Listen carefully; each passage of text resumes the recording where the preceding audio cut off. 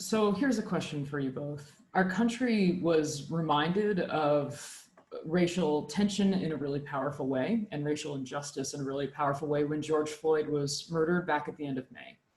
And there was rightfully so a huge outcry and protests that some folks have noted are among the largest protests this country has ever seen, which is to its credit. And it can be difficult to keep this kind of momentum going. How do youth pastors or others in fields of ministry keep this conversation at the forefront now that protests have dissipated, now that things are, there's sort of an equilibrium that can be reestablished after a crisis point? How do we prevent ourselves and our youth from settling for business as usual?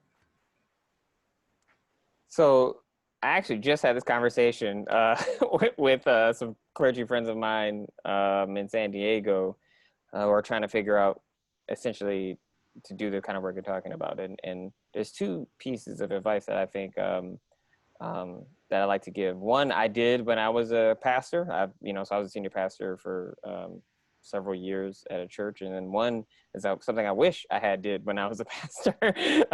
And so one thing I did do is that, I think it's important for clergy or youth leaders to set aside some time to map out the trajectory of your ministry for the upcoming year. And that's like whether it be your sermon series or your educational themes or whatever, to kind of get that laid out.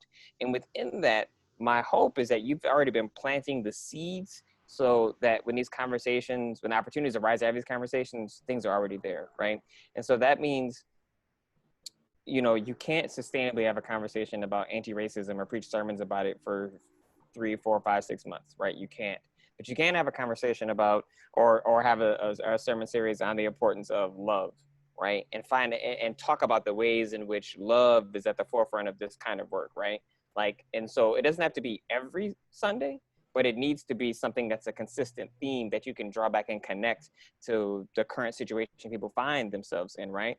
Or even if you're talking about, like every church every year has their fiscal fundraising kind of thing, right? There's a way in which you talk about the kinds of how you orient yourself in the community work that you ought to be doing, and how this is connected to what's happening in the world, right? And so it's finding ways to make sure you are deeply connected to your own communities, but also aware of what's happening outside, and how these things are always interplaying with each other. And I said, and so that what I felt like I did well. I had a plan, more or less, and I can always adapt this plan as needed, but there were certain themes that were going to be consistent so that I know I could integrate when the moment was right for these particular kind of social justice initiatives. So I would say first, you really have to plan. You have to sit down and really try to plan it out and say, okay, how is this going to be, and how is it going to be connected? And the thing I think I did not do well, that I wish I had gone back to, was really reach out to the people in my congregation who were already interested in this work, who were fascinated by it, who were involved in it, wanted to be involved in it, and empower them, right? You don't have to do everything. And I think that's one thing Seth said, is find community, right? There are people who are really interested in this work that can work with you, that you can help form and lead, and then let them do the work that God has called them to do, right? You don't have to do this yourself. And I would say you probably shouldn't do it by yourself. So when I was a senior pastor, I was 29 years old. I had a member of my church, Seth was a member of this church, actually. I had a member of my church tell me, he's like, I have a pair of shoes older than you. And he was telling the truth, right? He literally had a pair of shoes that were older than I was. And so I said this to say there is wisdom, right, in other people. And so I wish I had actually gleaned more of that and empowered them, as opposed to trying to be the sage on the stage and do all these things myself. So really reach out to your constituents who are interested in these things and find out how you might help them do the work that they already feel called to do.